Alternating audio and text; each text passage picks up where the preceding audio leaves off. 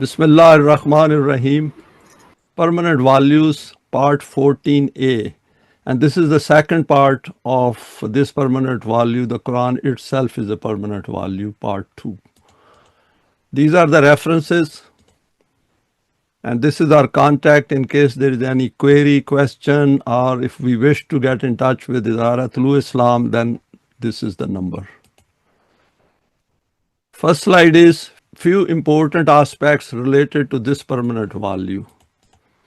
This universe and with the earth on which we are living, in which we find ourselves as human beings possessing choice and intent, is created by Allah as part of His program of creation. And we have gone through this verse a number of times. وَخَلَقَ اللَّهُ السَّمَاوَاتِ وَالْأَرْضَ بِالْحَقِّ وَلِتُجْزَى كُلُّ نَفْسٍ بِمَا كَسَبَتْ وَهُمْ لَا يُظْلَمُونَ. Allah created the highs and lows of the universe as haqq. We can translate it as heavens and the earth, but highs and lows is in relation to each other, so that every self is recompensed for what it has earned. And that is an important aspect of it, and none is treated unjustly. And we know that al-haq means those acts, those processes, those procedures, those actions, those conducts which take us to the positive outcome. And secondly, al-haq is also that one which meets the requirements of every era. So Quran calls itself al-haq. That is, it will meet the requirements of human world in every era.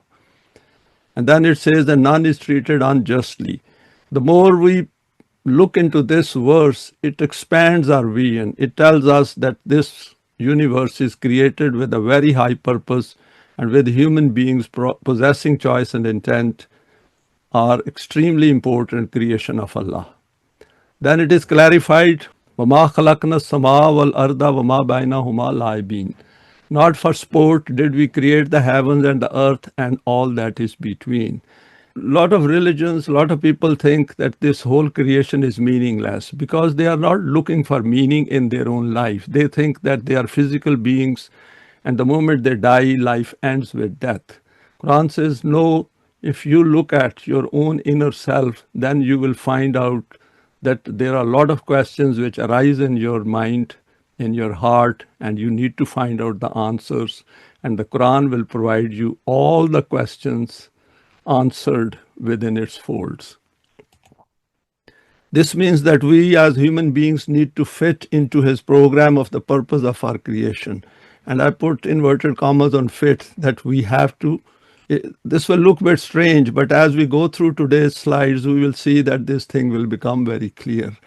That Allah has a certain program, and that program, we have to fit ourselves into it.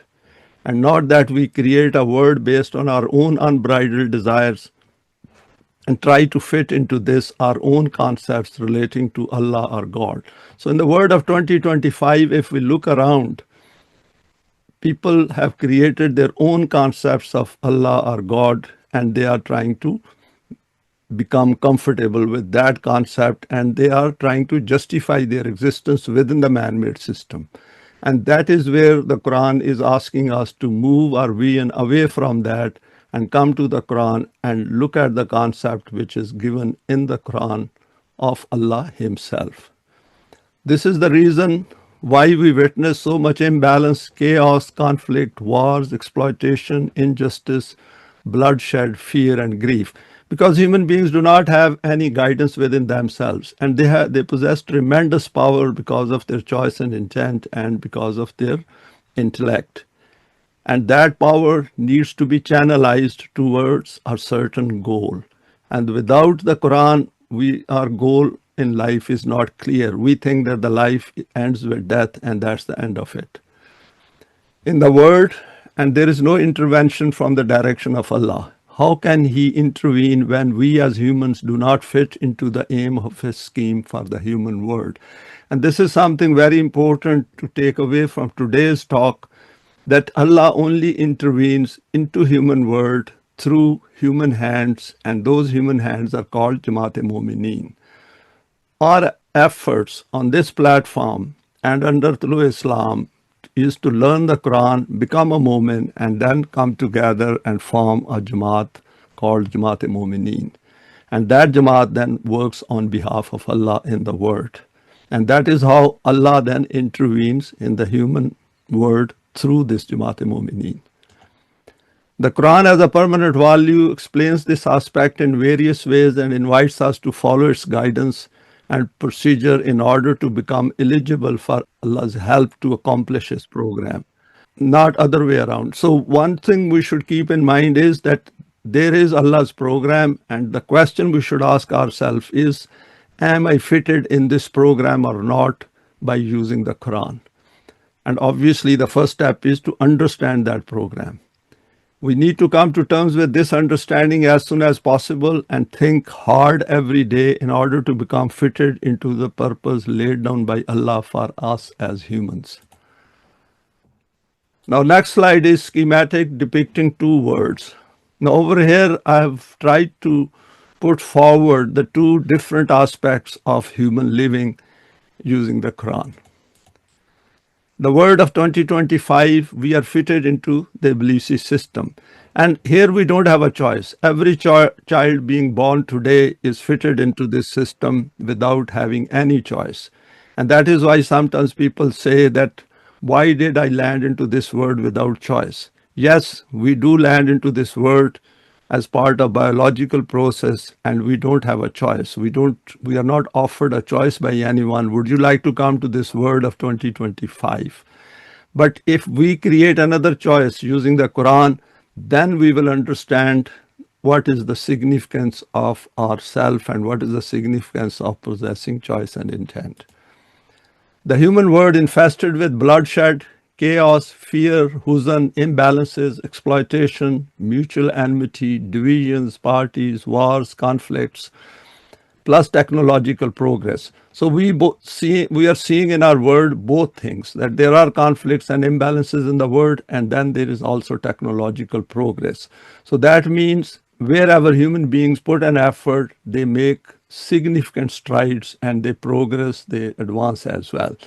Where they neglect or deliberately do wrong, then they will create problems for themselves.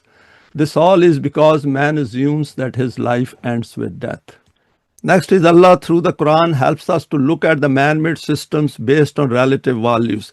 And this is a very important statement over here, that Quran wants us to look at the relative values and the problems created by human intellect, which is not guided by the Quran, and puts before us another choice. And this is where the choice is created. If we do not come to the Quran, we will never have this second choice. So essentially, we will be living life at an animalistic level without a choice. Create that world which fits into the program of Allah. And we have gone through this verse previously. The blueprint for the scheme and program of Allah for the human world is made available through the Quran to man. Allah assures man that his book is immutable, preserved. It is a complete guidance for all times, and if followed as noted in it, then a new world will emerge 100%. Very powerful statement put down over here in the light of the Quran, and we should reflect on this and give it place within our heart and mind for rest of our life. And this is the word. What I've done is I've selected a slightly different picture, which is far more well defined than the first one. The Quranic system is predicated on the transformation of the human psyche or self. And Quran says, Inna Allaha la yugayyiru ma biqawmin hatta yugayyiru ma bi anfusihim. And this is a statement of fact, and it's a permanent value as well, that if we want the outer world to change, then we must change our own inner psyche. And if the inner psyche is based on man-made system, then it will create a different world. But if it is based on the Quranic psyche, then it will create that word which is called Deen. Then Quran says, لِيُخْرِجَكُم مِّنَ الظُّلُمَاتِ إِلَى النُّورِ وَكَانَ بِالْمُؤْمِنِينَ رَحِيمًا. And I have not put down their translation because these are fairly simple, straightforward words of the Quran. And Quran says that it is sent over so that it can take people out of darknesses into light, And the beauty over here is that this is specifically addressed to Mu'mineen, that if you want to go forward, you want to develop yourself, you want to create that word, then here is the solution for that, and Rahima covers that, which means that it will take you through various evolutionary stages if you keep making effort over a period of time. And then Quran has said that Huwallazi arsala rasulahu bil huda wa deen al haqqi li yuzhirahu ala deen kullihi walau karihal mushrikun.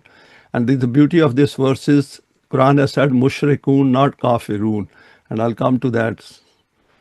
First, let me say the first one, that Allah is the one who has sent his messenger with guidance and with deen al haq, which means this is going to produce positive results if it is followed.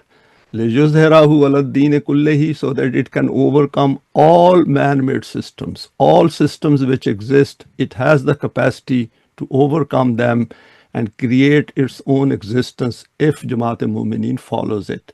And then Quran says that all those who are going to oppose it will primarily be those who are mushrikun, who have contaminated minds.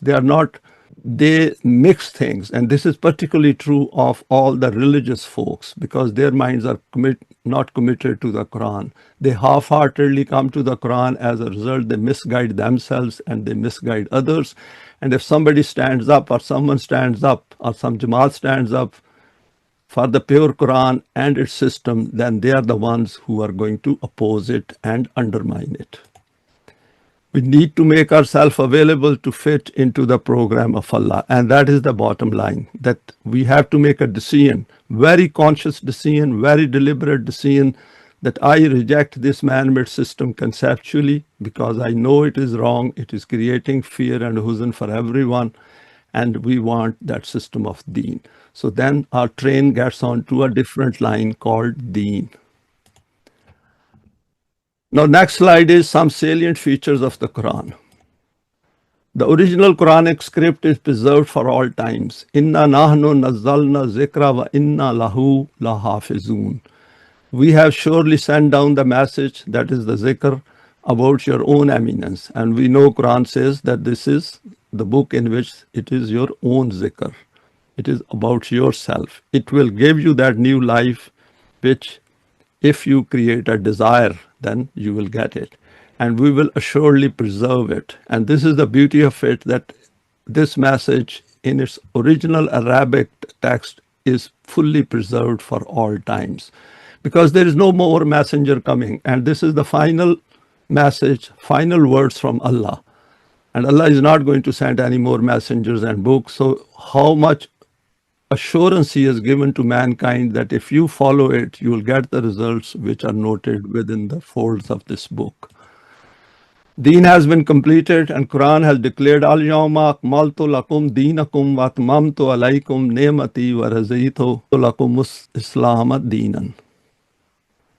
This day have I completed your deen for you, completed my favor upon you, and I have chosen for you Islam as your deen. And we should keep in mind, Islam over here is that Quran wants human beings to become something different from their biological level.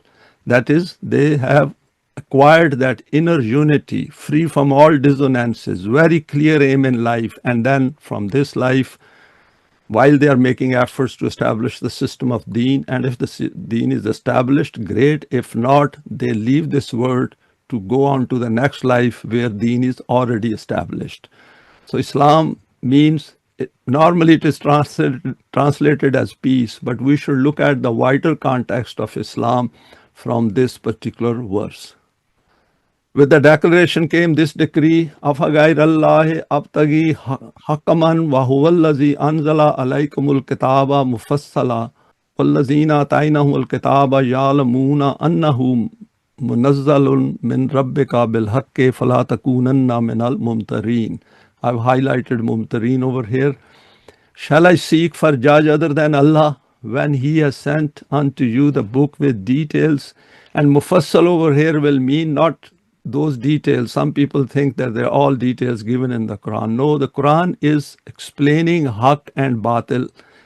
and distinctly, and then all the permanent values which are given over here are also explained, and the reason is given for their revelation and what results will come out of it. Rest of the sub clauses and other details we have to figure out ourselves using our own intellect, because all these values are applicable for all times, and all sub clauses have to be figured out according to the era in which we are living.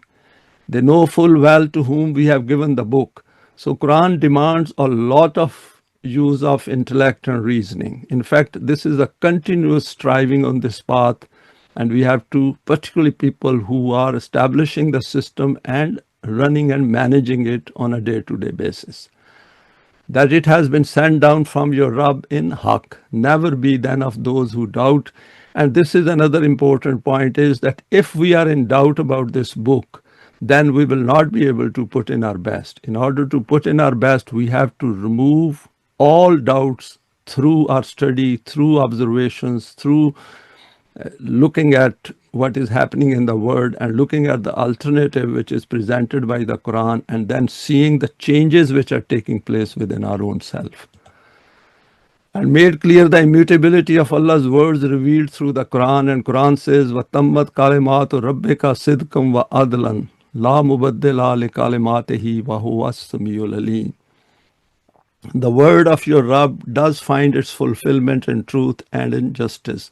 So word over here will mean that Allah has given us an ideology. It has given a higher purpose of life. It has put before us the fact of our creation and why we are created and how can we create new life within us and grow beyond our biological existence.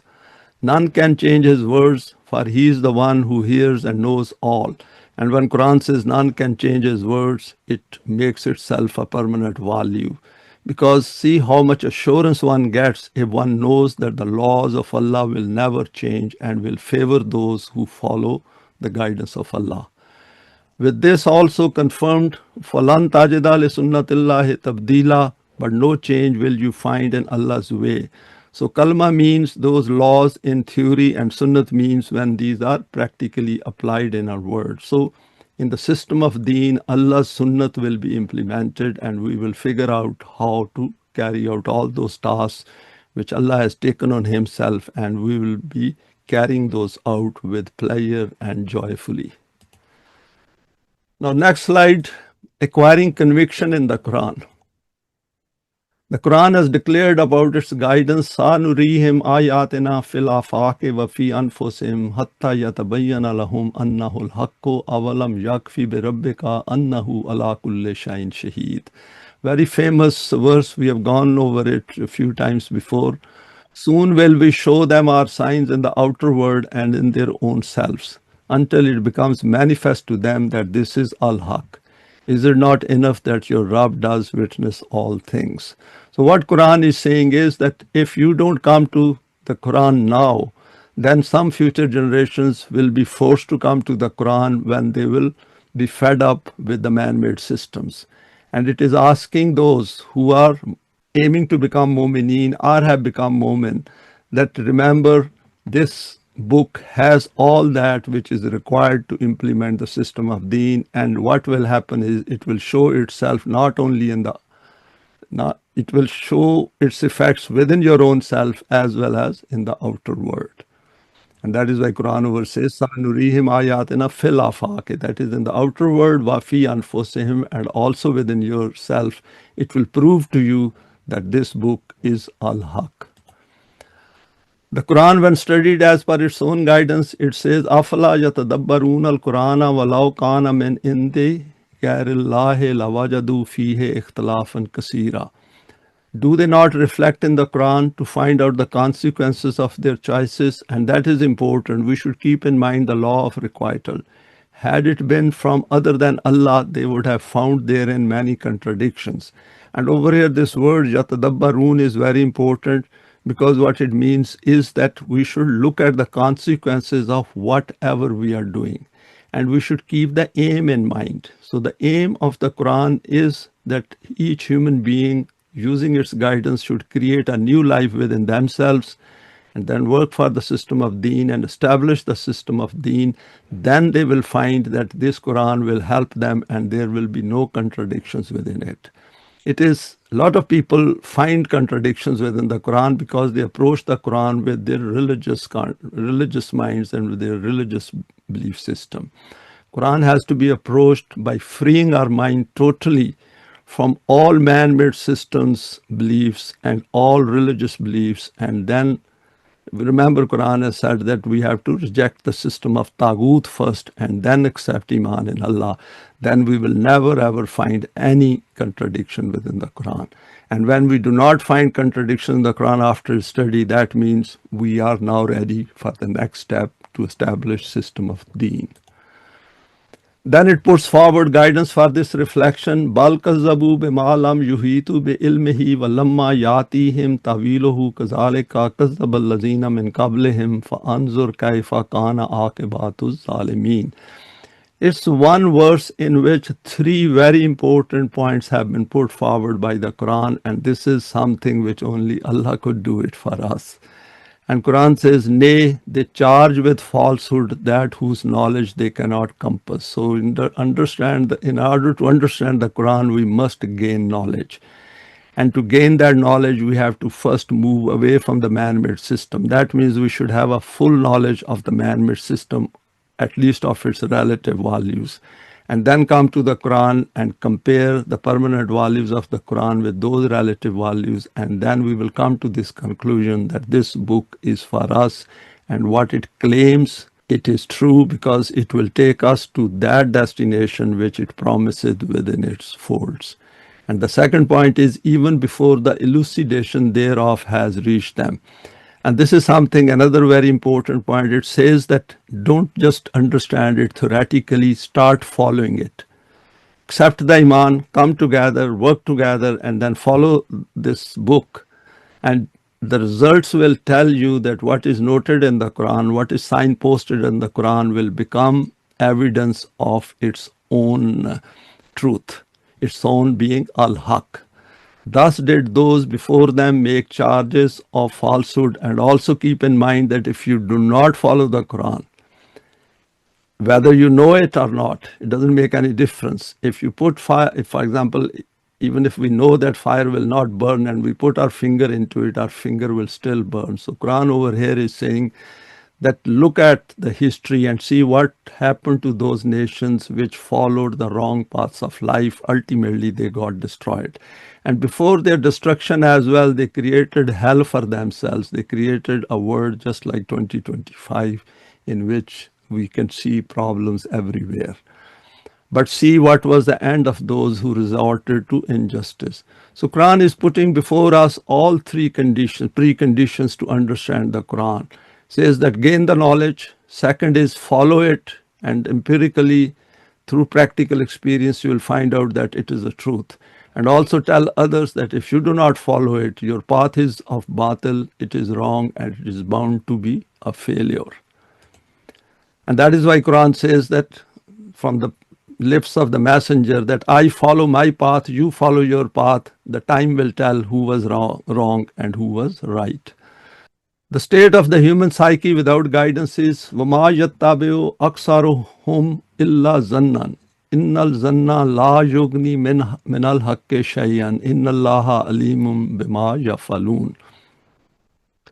Another statement of fact, if we look at the human world, but most of them follow nothing but zan. Zan is conjecture, doubts, uncertainty, and not being sure about anything. Truly, zan cannot avail against al-haq. For example, the basic zan is that we think that the life will end with death. And a lot of people say that no, it goes beyond that, but they don't know that how it is going to go beyond that, because they do not recognize their own self. They do not follow the guidance of the Quran. And as a result, if you do not follow it, there will be always uncertainty. That is why when people die, they all are in a state of grief, and nobody says that I'll see you in the hereafter, because they live a life of zan. Verily, Allah is well aware of all that they do, so should the mu'mineen.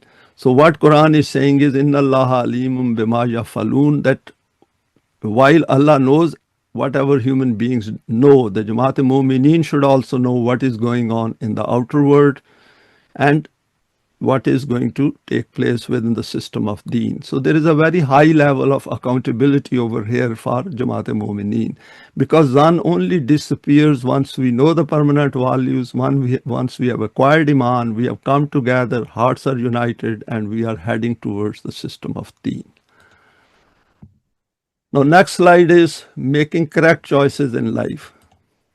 Coming to grips with our own psyche, and Quran says, وَكُلِّ الْحَقُّ مِنْ رَبِّكُمْ فَمَنْ شَاءَ فَلْيُؤْمِنْ وَمَنْ شَاءَ فَلْيَكْفُرْ. Say the haqq is from your Rabb. And al-haq, as I have already said, it means that something which will always provide constructive results. Let him who will accept Iman, so it is a choice, and let him who will reject it, and which is manifestation of kufr. So important thing is that those who have come to the Quran, who were looking for guidance, they should know that they have this responsibility, that first they should accept Iman, come together, and then of course spread the message to others and explain it to others, logically, rationally. And those who come to the folds of the Quran and then arrange education and training for them.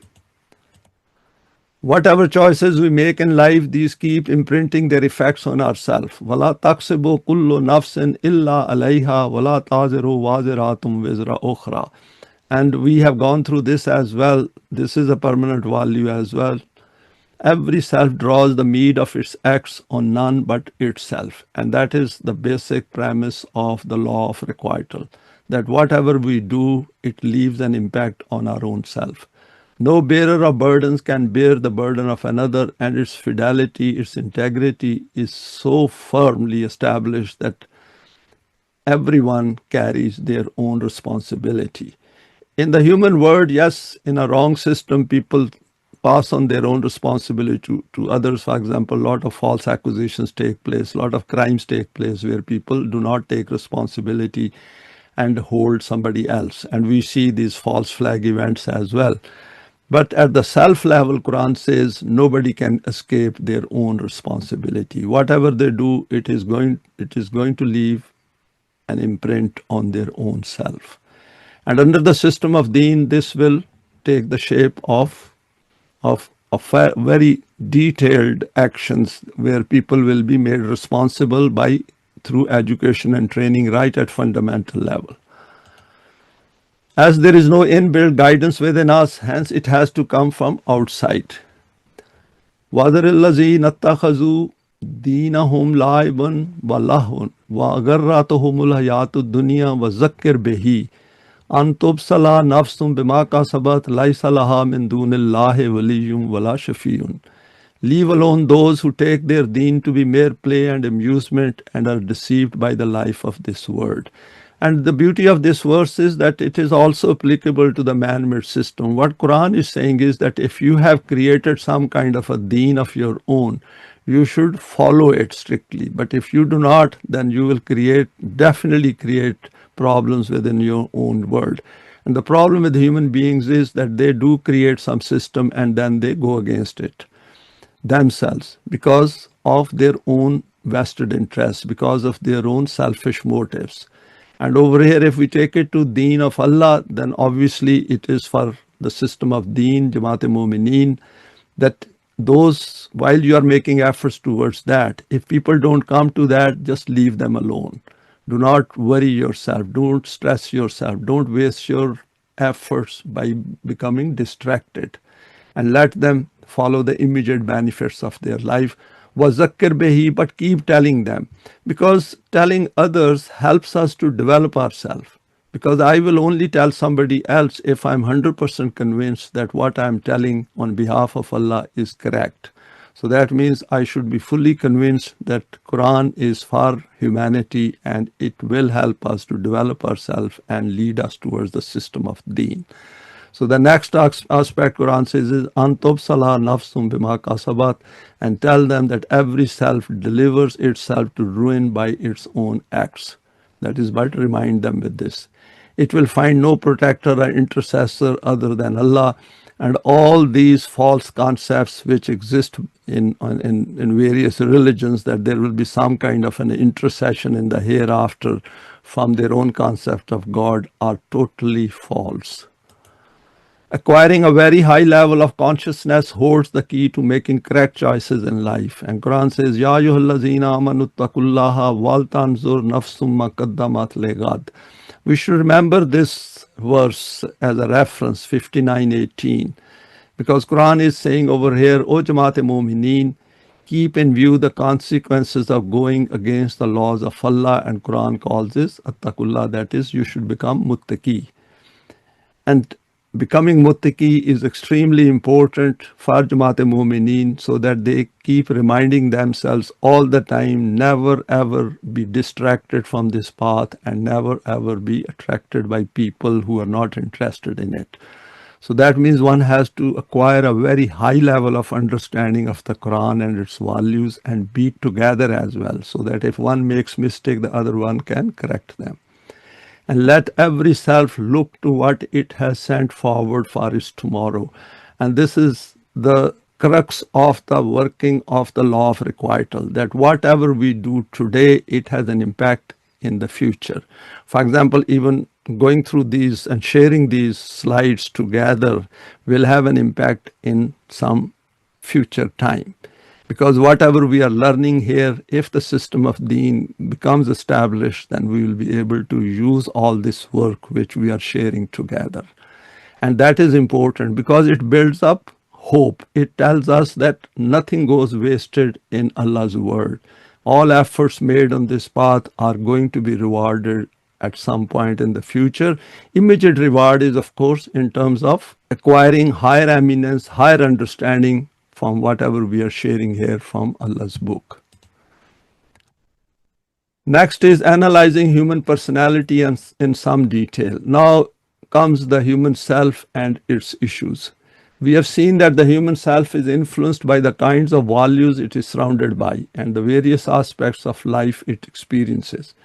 Presently, in the world of 2025, there is no land which has the system of deen functioning within the domain of the permanent values and divine attributes.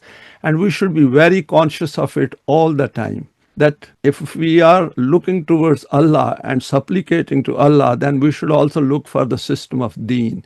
And if the system of deen is not established, then our prayers, our supplications are meaningless, and we should not waste any thought on that. Because there is no system of deen, and our efforts should be focused all the time that we will work towards the system of deen and continue to work on this path. And it requires a lot of patience and steadfastness. We will look at some excerpts relating to the human personality taken from the book Islam, A Challenge to Religion by G.A. Parwez.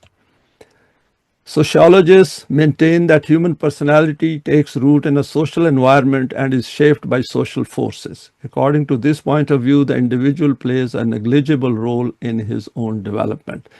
And this is something to shirk responsibility, because human beings have choice. They don't have to follow their social environment blindly.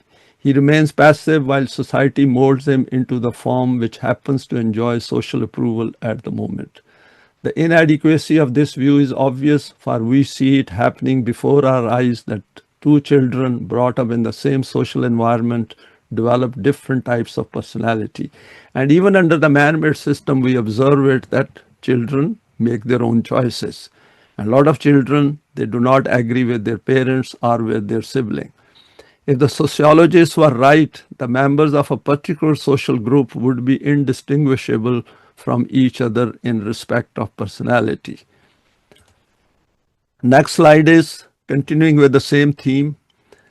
As compared to the sociologists, the psychologist's view is more in agreement with observed facts. According to this view, personality develops as the result of the reactions of the individual himself. Now, why are we going through these aspects? Because this is something which we have to put forward to those people to attract them towards the Quran. Because we should know what kind of a psychology human beings acquire under the man-made system.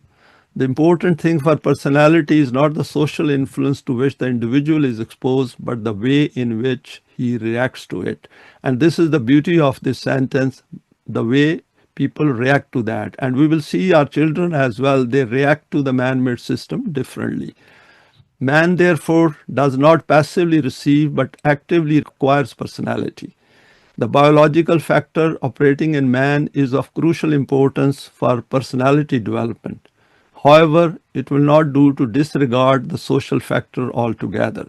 So while social factor is important, social environment does impact, but end of the day, human beings make their choices. And that means that they should be made aware of it. So these points which we are going through now are very important once the system of deen is established. That means before that we should come to grips with these and share these with others. Man has perforce to accommodate himself to the demands of the group on which he is dependent and which provides him with security and the necessities of life. And we see this being displayed, for example, under the religious domain as well as within the nationalities. Every country has its own groups and people, those who are the beneficiary of those nationalities, they stick together. And even if sometimes the truth is presented to them, they are not willing to come towards the Quran because they can see the disadvantages of coming to the Quran initially at least. According to the psychological theory, which does justice to both factors, personality is the product of the interaction between the hereditary constitution of man and his social milieu. And that is how we should observe and experience it within the man-made system. Science aims not merely at knowledge, but at precise knowledge. And beauty of the Quran is that it is presenting before us precise knowledge about the human personality. Precision is possible only when the subject matter is susceptible to measurement and when the technique of measurement has been perfected. For a long time, it was believed that quantitative methods could not be applied to so elusive and imponderable a phenomenon as personality. Next slide is, we cannot deny the tribute of praise to the psychologists who with commendable patience, hard work and ingenuity have tried to solve this difficult problem. And we will also face this issue of psychology, figuring it out within the Quran as well. So a lot of work which has been done by modern psychology will be applicable to the system of deen as well. They first analyzed personality into traits and then discovered that each trait had a certain dimension. The next step was to devise and perfect the technique of accurately measuring each trait. By combining the results of measurement, we get an overall picture of personality or personality profile as it is termed. The modern psychologist now has a repertoire of special techniques for measuring each of the basic traits of human personality. And we can do some search on, for example, under Google in scholar domain, and we can download some of these papers where human personality has been divided into different parts. For example, in military, for example, the cadets are evaluated on a number of factors like conscientiousness, sense of responsibility and duty, honesty, integrity, all those points, and then there are subsets under that. Although the application of scientific methods to the study of personality has yielded a rich harvest of results, most of these have little bearing on the questions which loom large in religion. What is it in man which impels him to embark on the perilous and seemingly desperate enterprise of coming to terms with the ultimate reality? And this is an interesting thing because all religions are focused towards their concept of God. It is easier to say God as a creator of the physical universe, but once it comes to the system within human world, then people become confused and they think that it is man who is going to create a system in the world. And the issue with that is we know through the study of the Quran that human biases, human emotions, human desires have heavy impact on all the rules and regulations which are created within the man-made system. Why and how does he hope to fulfill himself by establishing a close and intimate contact with Allah? So ultimate reality over here means that human beings look for a higher deity, creator with whom they can link and then can develop their own self and find some higher purpose of life. Because whatever people do within the man-made system, there is always some underlying desire to find out the purpose of life, to find out what is beyond their death. And that is where that zan comes in, and a lot of people do not pursue it any further. And that is where the students of the Quran can help wider mankind if they themselves understand it by coming together. Next is analyzing human personality in some detail. Then an effort is made to put forward a definition of personality. There is no definition which is accepted by all the major psychologists of the present age. Personality has been defined as the total quality of the individual's behavior. This definition brings out both the unity and complexity of personality. Personality is inclusive so that no important motive, tendency, or capacity remains outside it, and yet it has a unity which is not paralleled anywhere else in nature. And this is another very important aspect, is that it is only through the Quran we can look at the human personality as a whole. And modern psychology looks at it in a fragmented way. And that is something which is human difficulty, that how to define this human personality. For our present purpose, it will suffice to state one more definition. Personality is the integration of the individual's measurable characteristics and motivational undercurrents. A quote from Iqbal sums up a few aspects of modern man's personality. And if we wish to study Iqbal a bit more, his book, The Reconstruction of Religious Thought in Islam, is very powerful, and there are a lot of important aspects noted over there and discussed about the human personality. Thus, wholly overshadowed by the results of his intellectual activity, the modern man has ceased to live soulfully, i.e. from within. In the domain of thought, he is living in open conflict with himself, and we can see this open conflict with himself through all the problems which human beings are facing, like depression and personality disorders. And in the domain of economic and political life, he is living in open conflict with others, and we can see all the chaos and conflicts in the world. And the interesting thing is, these are not going to disappear. Only Quran can help us to resolve these issues. He finds himself unable to control his ruthless egoism and his infinite gold hunger, which is gradually killing all higher strivings in him and bringing him but life weariness. Because this gold hunger, this greed, is the one which is creating all these problems, and it cannot be resolved, it cannot be addressed without the help of the Quran.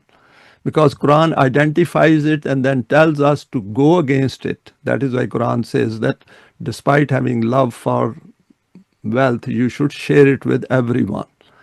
Absorbed in the fact, that is to say, the optically present source of sensation, he is entirely cut off from the unplumbed depths of his own being.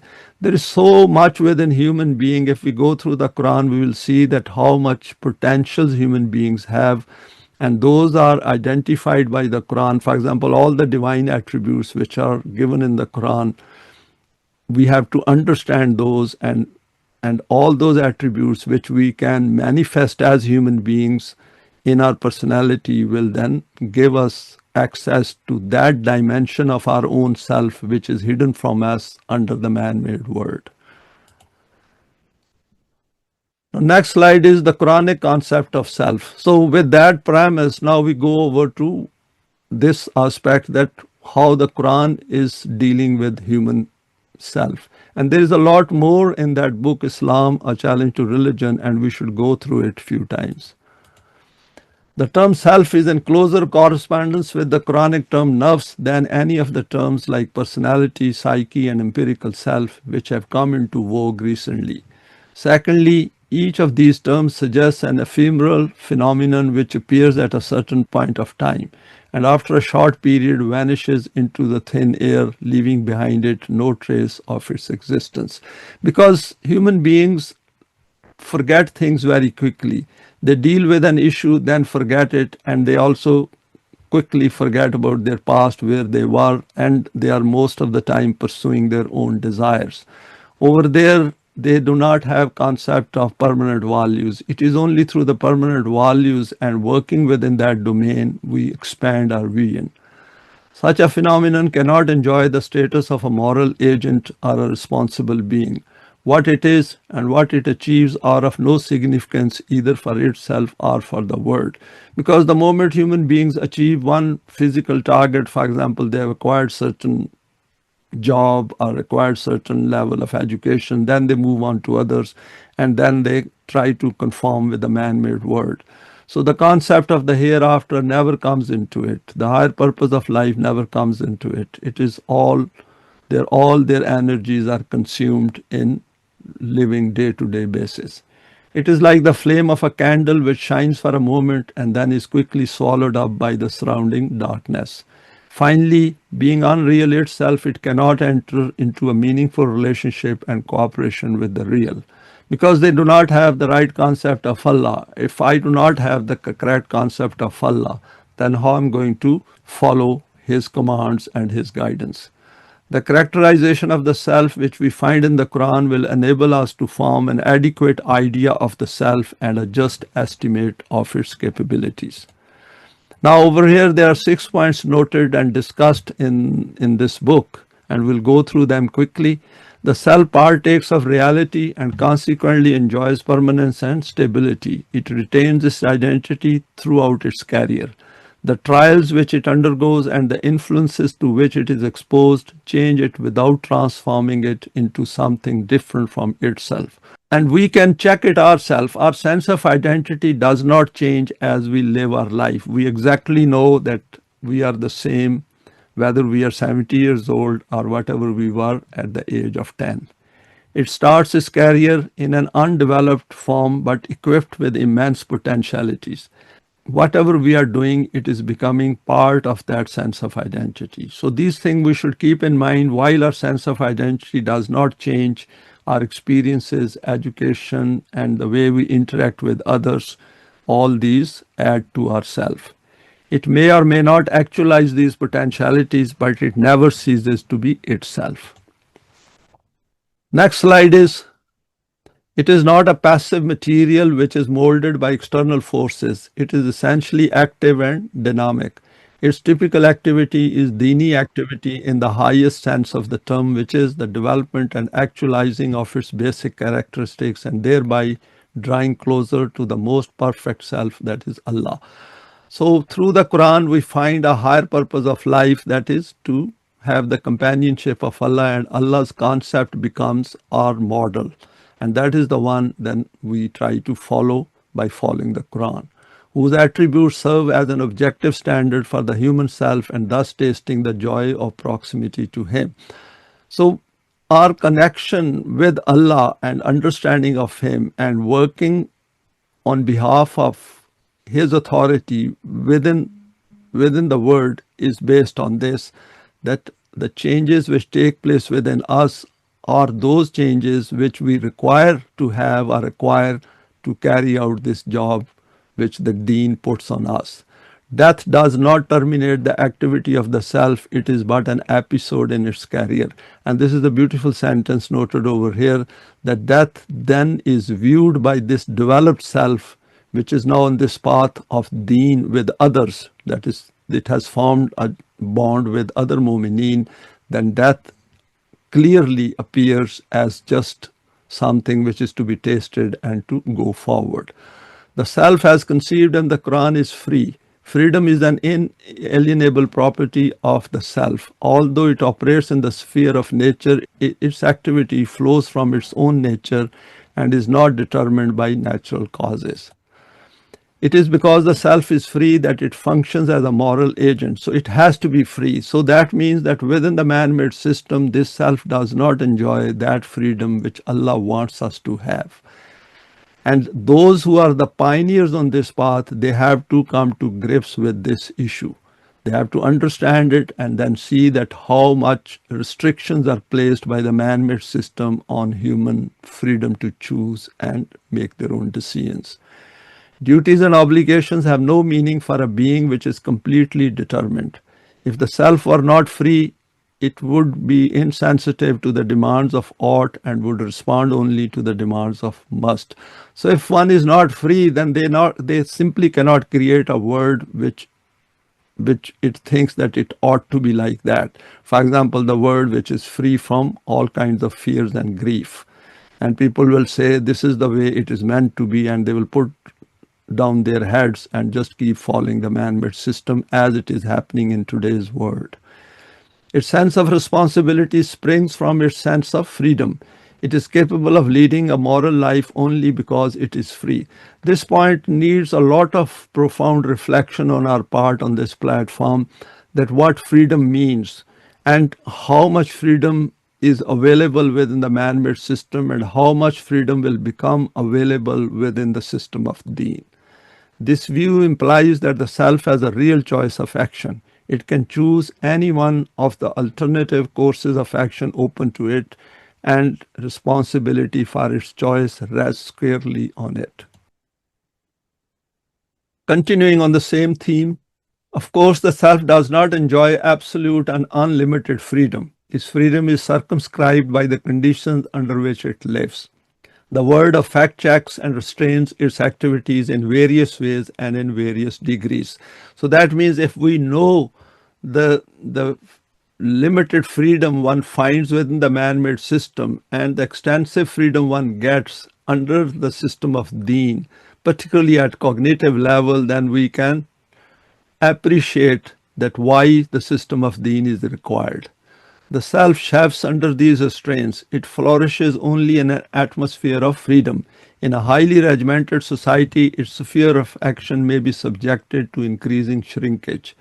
Such a society discourages all kinds of self-expression and curbs liberty of action. Under these conditions, the self begins to languish because it cannot bring out its best. If one is restrained in terms of expressing their opinion and the system reacts particularly violently, then people are going to remain quiet. It can regain its vitality only by regaining its freedom. The self burgeons, blossoms, and fructifies in lofty thoughts and noble actions only in an atmosphere of freedom. Freedom is in the essence of the self and cannot be extinguished under external compulsion. So Quran explains to us that how much freedom we have and how this freedom is going to transform ourselves. And that is something, a big challenge for those who are now trying to work towards the system of Deen within the man-made system. The self, however, feels cramped and frustrated in a regimented and totalitarian society or an other-directed conformism or system of religion. And system of religion, of course, man creates change himself. That is, they accept it themselves. Whereas religion, if it is not a theocratic state, religion has very little influence, but people themselves put on those chains because conformity suits them. The state, whose power has increased enormously in recent times, poses a serious threat to the integrity of the self. The individual's freedom has been seriously curtailed by the modern state, armed as it is with scientific techniques of suggestion, propaganda, and brainwashing. And this is something very interesting, that masses are brainwashed by putting across all those suggestive these narratives and their own false propaganda that human beings, they accept those as truth. The government can now influence the individual's mind to a degree which was undreamt of in the past. It can control not only man's overt actions but his inner thoughts as well. Because if human beings do not have their own inner conviction and their own values are weak, for example, they are following relative values of the man-made system, then they don't have any criteria against which to check all this information which is coming through to them through media. In these circumstances, the only saddle in which freedom can take refuge is Deen. So what Quran does is that it gives us strength by telling us this is what haqq is, this is what truth is. These are the permanent values, and the life does not end with death. And if you follow this path, then you can get the help of the laws of Allah or the help of Allah.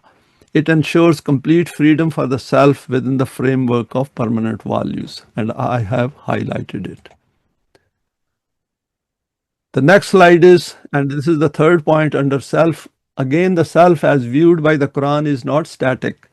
It possesses infinite capacity for development, and that is the beauty of it. I have highlighted it, that it has infinite capacity for development, and it should encourage us to not give up on this path.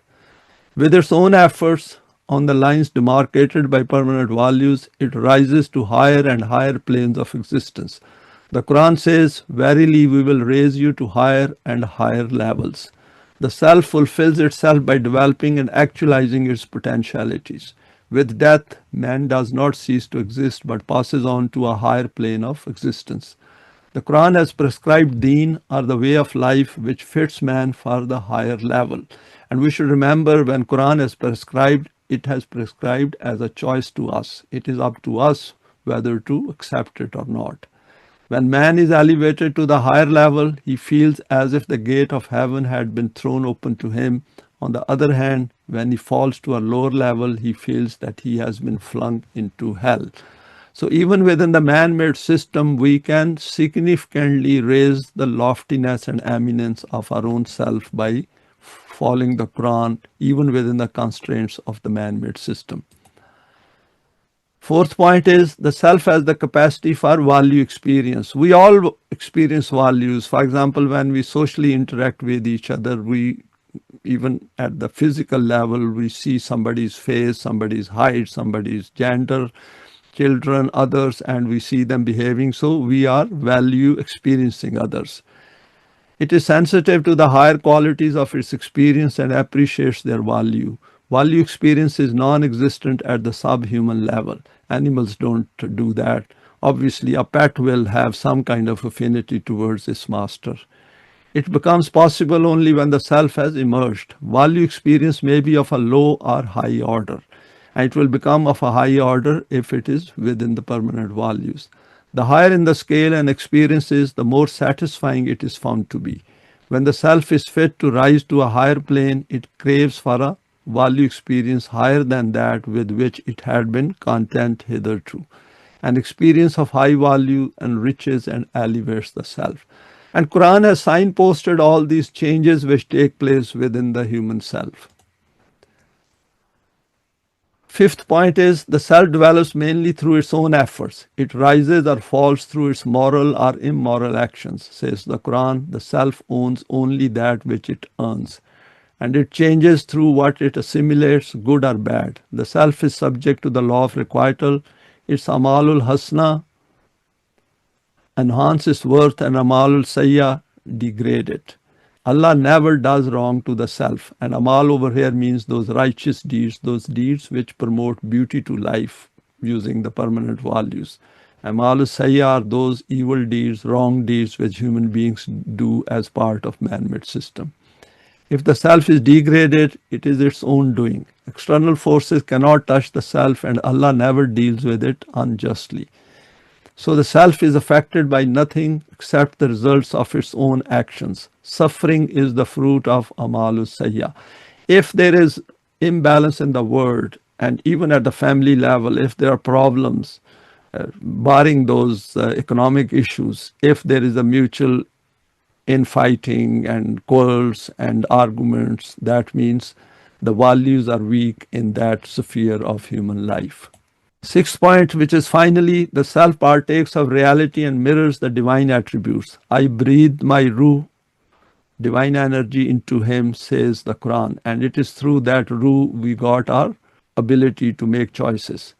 Through amalu sayya, that is wrong deeds, it gets farther away from Allah and reality. Amalul hasna, that is the balanced deeds, the righteous deeds, strengthen the self, and amalu sayya weaken it.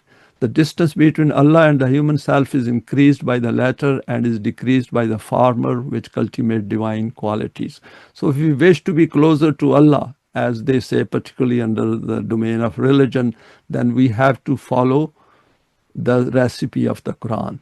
This is the teaching of the Quran. Moreover, the self becomes more and more real as it develops into itself the attributes of Allah.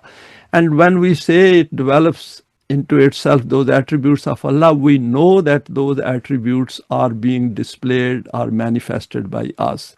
And we project those onto others. And those then, of course, help to strengthen ourselves. But in that, we have to keep the system of deen in mind and Sirat-e-Mustaqim in mind and all the permanent values given in the Quran, and of course, working together. And more unreal as it recedes from Him. The divine attributes serve as an objective model after which man can strive to fashion himself.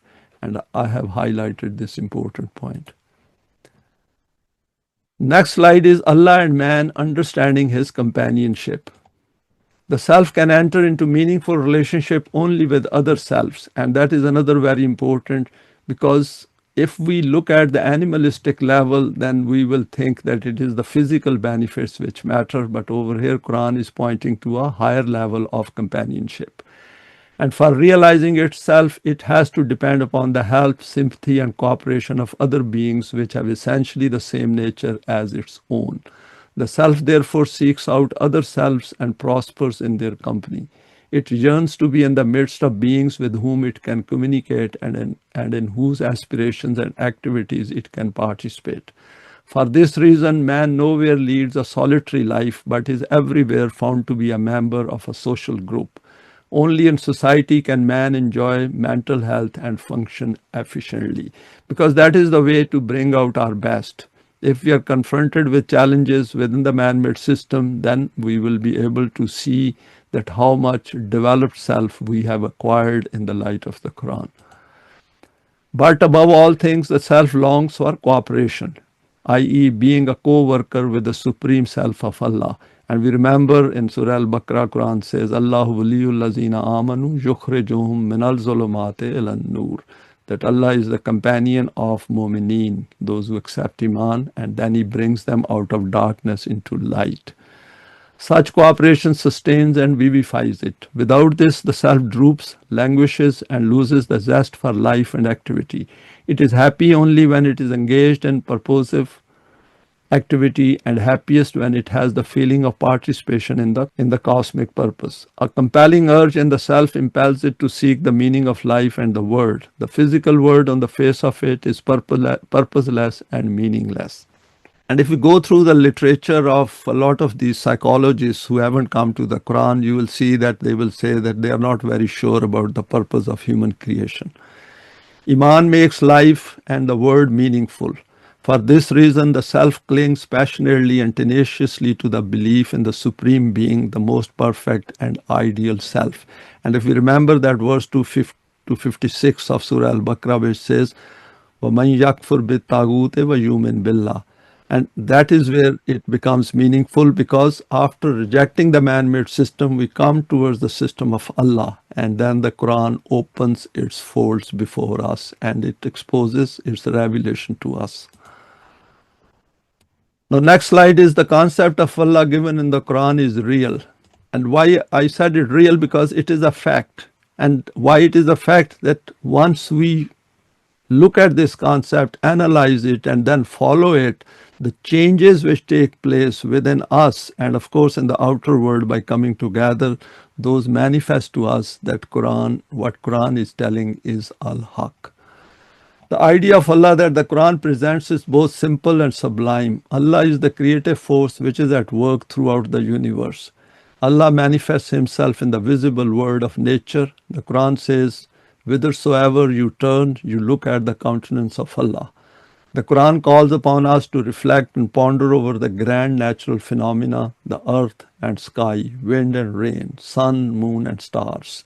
All nature reflects the beauty and glory of Allah.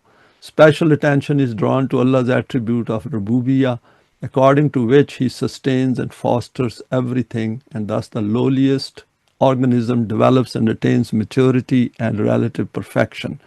Because Allah controls and governs the world process is not purposeless and meaningless. And these things gradually become clear to us. These dawn on us as we follow this path, and we can then see that how purposeful and meaningful is our existence and our creation. Allah guides and directs the cosmic process to a grand destiny. In human history, a divine plan is being worked out, slowly but surely, and a splendid destiny awaits man. In the Quran, Allah is presented as both immanent and transcendent. He works in the world as a creative urge and also exists outside it as its ground. He manifests himself in nature and yet transcends it. He is eternal, and yet in the changing world, every day a new phase of his glory is presented to our view. We are living in a very dynamic world. Even within the man-made system, we can see changes taking place.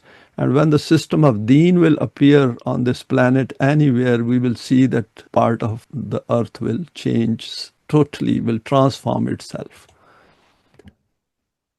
Next slide is relationship between Allah and man.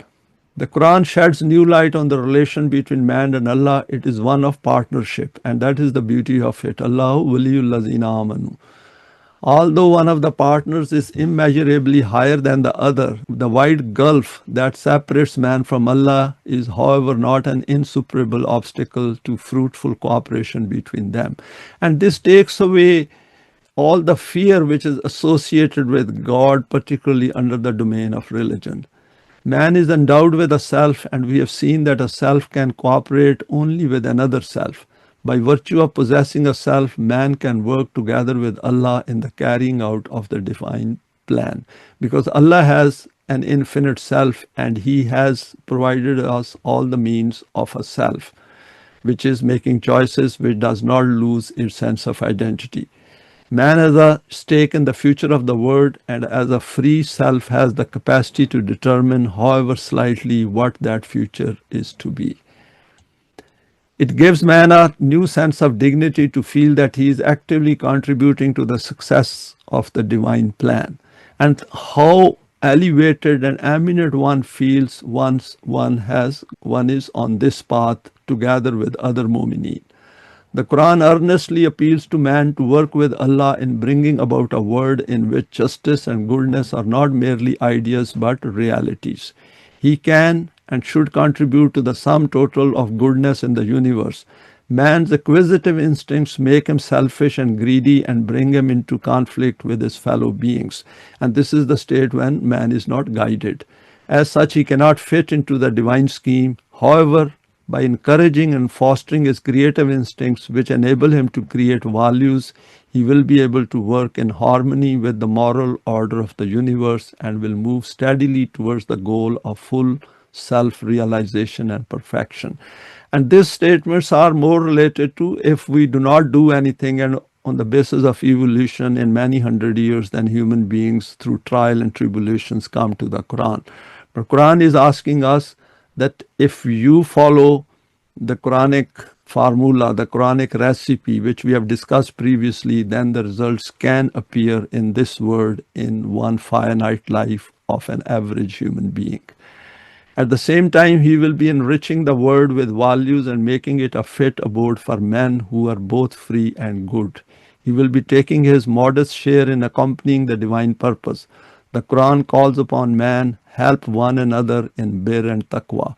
And we have gone through these two terms. Bir means that where the expanse, the vastness of human mind expands further. And that is why Quran says, bir is not to face east and west, but bir is to do certain things like in verse 177 of Surah Al-Baqarah. And taqwa we know that it means to avoid the pitfalls of life and to optimize our efforts using the Quranic value system. Some more reflections on the companionship with Allah. Evolution proceeded at an extremely slow pace in the past ages, and often a million years passed before a higher quality emerged in the animal world. With the emergence of a free conscious self, the prospect is much brighter. When free men, under the guidance of Allah, are participating in the word process and are deliberately furthering it, the pace of evolution is sure to be accelerated. By following the right path, which the Quran has shown us clearly, we can develop all our latent potentials and march forward to the ultimate goal of perfection. As man owns a self, he has a natural affinity with Allah, the absolute self. And this is a very powerful statement which is noted in the book. As man owns the self, he has a natural affinity with Allah, the absolute self. So following the Quran is the discovery of our own potentials, which Allah has put forward in the book, telling us that you are not just physical beings, you are far more than those physical beings, because you are going to continue your life beyond death as well. This affinity confers on him the right and lays on him the duty of working in harmony with the will and purpose of Allah. By working in this way, man not only realizes himself but also gives an impetus to the progress of human society.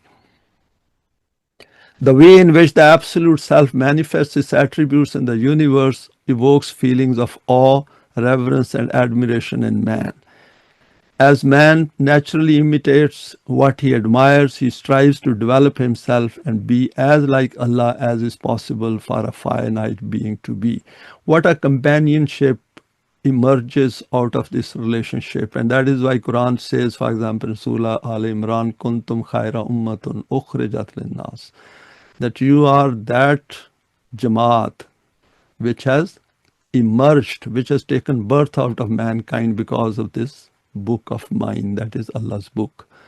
Allah serves as a model and also as an objective standard with which man can compare himself and judge his progress in self-realization.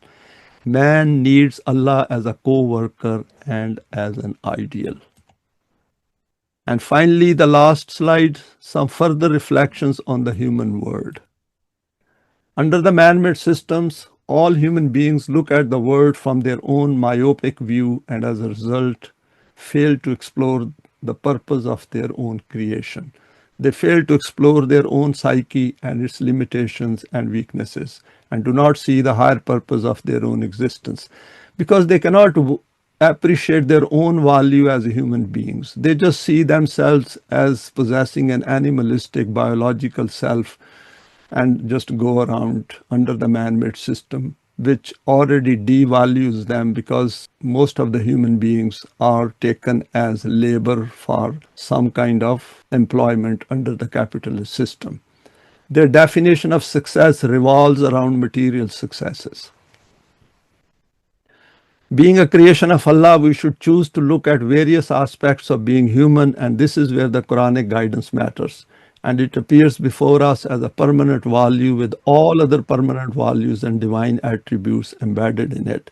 We should, from all these presentations which we have shared in the last few years, we should come to this conclusion and come to this motivation that let us give it a try. Let us be more firmly established on this path and be united and try the recipe which is given in the Quran, having looked at the man-made system and its problems. The Quran has noted this aspect in many of its verses. For example, Quran says, Yahdi bihillahu manittaba rizwanahu subul al-salame wa yukhrijuhum min al-zulumat il-nur bi-iznihi wa yahdihim ila siratim mustaqim.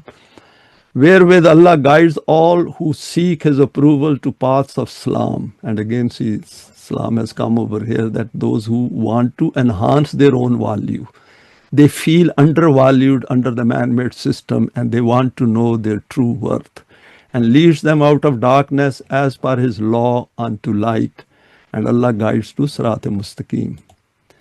We human beings should stop fitting Allah into our plan for the world, and that is important. If this one point we take away from today's presentation is stop fitting Allah and God of our own concept into our minds within the man-made system. This is never going to lead to peace and tranquility in our world. We need to fit our own self into that blueprint for the world which the book of Allah puts before us. The Quran puts forward Allah's plan, Allah's scheme before us, and is asking us that if you are unhappy with the man-made system, وَمَنْ يَكْفُرْ بِالطَّاغُوتِ, then come to Allah, Yu'min billah, and then you will be on a different path, and this path will be invisible initially, but will become visibly, tangibly visibly, because now you are on the companionship with Allah. The earlier we understand this and strive to do it, the better it will be. And last, initially some human beings called Momineen have to understand it, then take it upon themselves to come to grips with this program of Allah and then fit into it as an initial seeding. This will then grow into a system in stages called Deen, and the Quran has given the example of a seed. What Quran is saying in our case is create a seed of Iman within you, come together, and then these seeds are bound to grow into the system of Deen. Thanks for your time and for sharing this today. Please feel free to share it with your contacts. You may like to subscribe for future talks related to the Quranic system of Deen.